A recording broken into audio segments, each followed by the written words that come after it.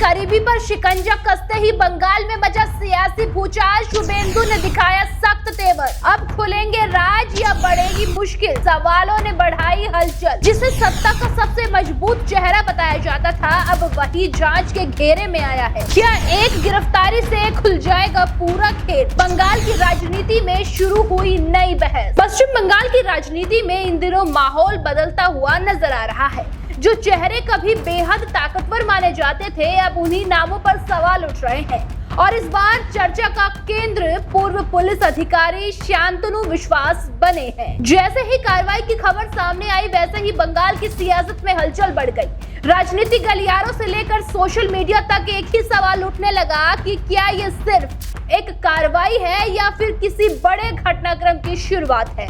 क्योंकि जिस नाम को लंबे समय से प्रभावशाली माना जाता रहा, अब वही जांच एजेंसियों की कार्रवाई के बाद सुर्खियों में है।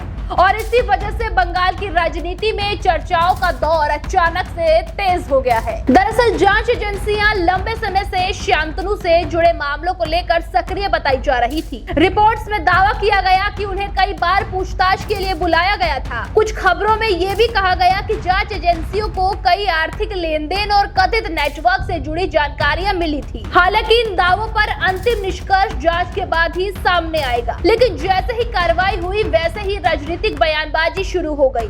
विपक्ष इसे बड़ा मोड़ बता रहा है, तो दूसरी तरफ समर्थकों का कहना है कि कानून को अपना काम करने देना चाहिए। इस मामले में एक शब्द सबसे ज्यादा चर्चा में आया और वो था सिंडिकेट। वर्षों से बंगाल की राजनीति में इस शब्द का जिक्र होता रहा है। आरोप लगते रहे कि कुछ नेटवर्क स्थानीय स्तर से लेकर बड़े कामों तक प्रभाव रखते हैं। हालांकि इन आरोपों पर अलग अलग पक्ष अपनी राय देते रहे, लेकिन जब कार्रवाई हुई तो पुराने मुद्दे एक बार फिर से चर्चाओं में आ गए। दोस्तों, लोगों के बीच सवाल उठ रहा है कि क्या जांच अब और भी गहराई तक जाएगी? क्या सिर्फ एक नाम पर बात रुकेगी या आगे और भी चेहरे सामने आएंगे?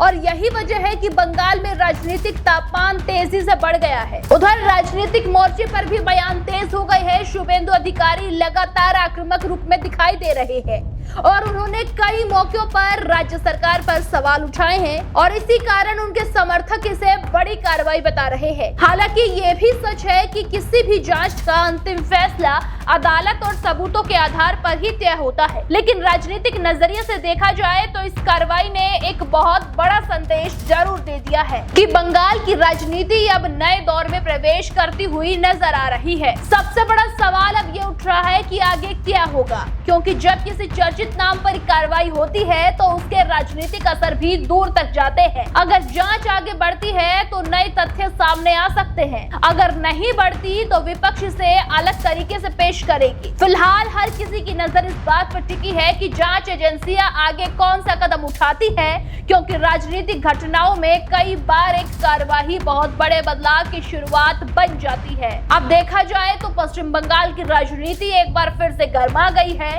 कार्रवाई के बाद चर्चा, आरोप और जवाबी बयान सब कुछ तेजी से सामने आ रहा है। लेकिन इस पूरे मामले में एक बात सबसे अहम है कि जांच और कानूनी प्रक्रिया पूरी होने से पहले किसी भी नतीजे पर पहुंचना जल्दबाजी होगी। दोस्तों, आने वाले दिनों में ये तथ्य सामने आएंगे। क्या होता है क्या नहीं, ये तो वक्त ही बताएगा। फिर से किसी बड़े राजनीतिक अध्याय की शुरुआत होती है या नहीं, ये देखने वाली बात होगी। आपको क्या लगता है, हमें कमेंट में जरूर बताएं।